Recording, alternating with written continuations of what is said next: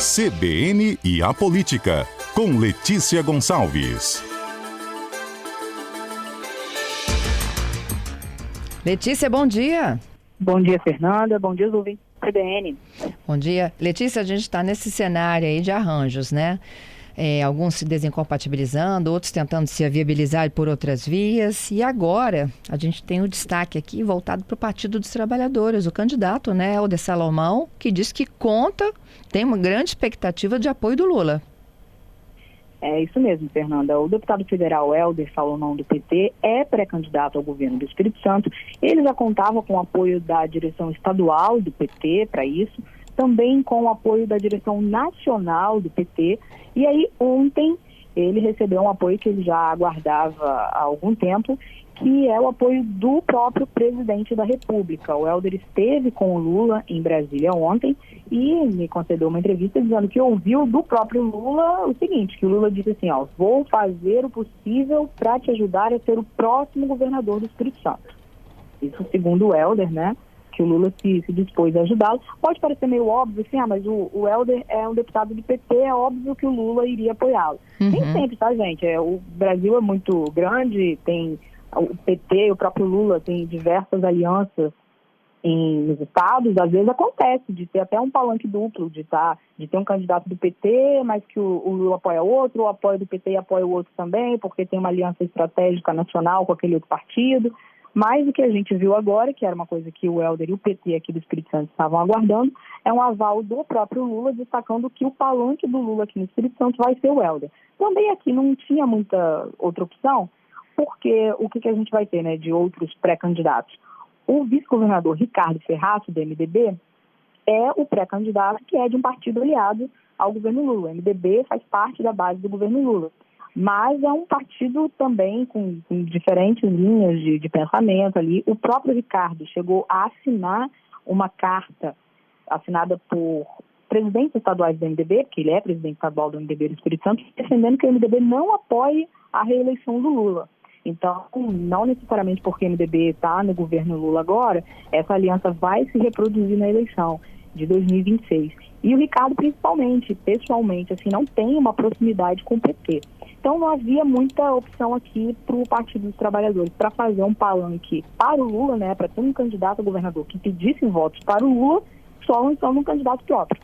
E foi essa a estratégia escolhida ao lançar o Helder Salomão. O PT aqui faz parte do governo Casagrande, mas a partir de depois de amanhã, né, o Ricardo Ferraço vai assumir o governo do Espírito Santo. O PT já baixou uma resolução determinando que quem ocupa cargo de confiança indicado pelo PT na administração estadual deve deixar os cargos, ou seja, mais um sinal aí de afastamento entre o PT e o Ricardo, e também mais um passo nessa construção do palanque próprio, separadamente aí do PT, que agora, segundo o Helder, né, entra numa nova fase com esse apoio do Lula.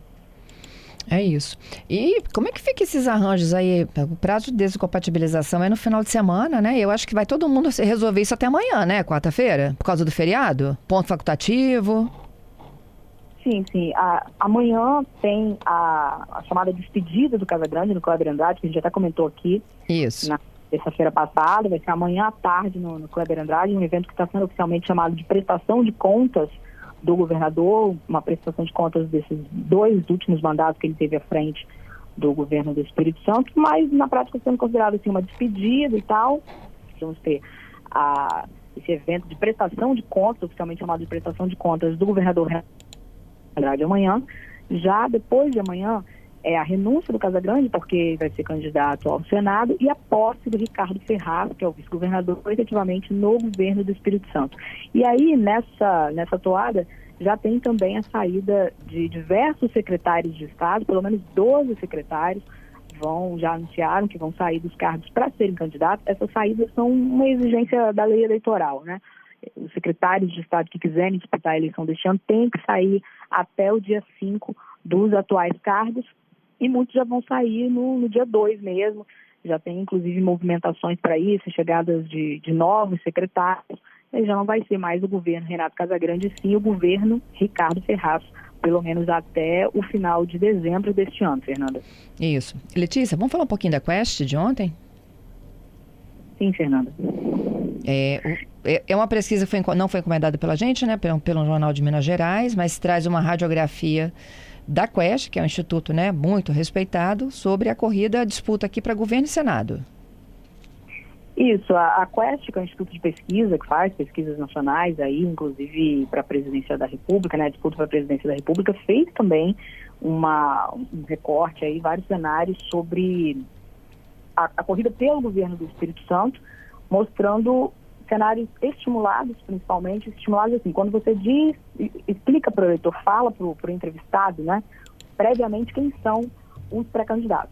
E tem também um recorte espontâneo, que é quando o entrevistador não fala para o entrevistado quem são os candidatos. Ele tem que falar, ao ser entrevistado, tem que falar de cabeça, assim, vou votar em fulano.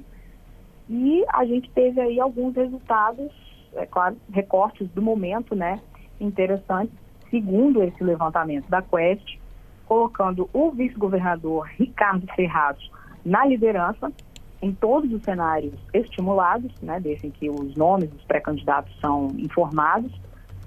Tem alguns cenários com o senador Magno Malta como candidato também, porque é uma possibilidade. Magno Malta já deixou no ar e já disse que tem realmente essa possibilidade de ser candidato ao governo do Espírito Santo. Uhum. E tem também os cenários com o prefeito de Vitória, Lorenzo Pasolini, que é um pré-candidato consolidado aí, está faltando só ele realmente anunciar a renúncia, né, do cargo de prefeito para participar das eleições. E a Quest fez também recortes, fez pesquisa também para o Senado, né? Como que está a disputa para o Senado aqui no Espírito Santo. Já falei aqui que o governador Renato Casagrande é pré-candidato ao Senado. Nessas simulações feitas pela Quest aí, também quem está liderando a corrida é o governador Renato Casagrande, Fernanda. É isso. Ô Letícia, obrigada, viu? Então amanhã no Kleber Andrade, como é que é esse movimento de despedida num estádio que é público? É, na verdade, um evento organizado pelo PSB, Partido do Casagrande. Sendo divulgado, pelo menos, como um evento de prestação de contas do governador Renato Casagrande, mas puxado aí pelo PSB. É normal haver alguns eventos desse tipo em espaços públicos também, por exemplo, a Câmara de Vitória, ou na Assembleia, às vezes tem prestação de contas, de mandato, eventos partidários mesmo, político-partidários, convenções partidárias, podem ocorrer, às vezes ocorrem sim, em ambientes públicos. Entendido. Obrigada, viu? Até a próxima terça. Até, Fernanda.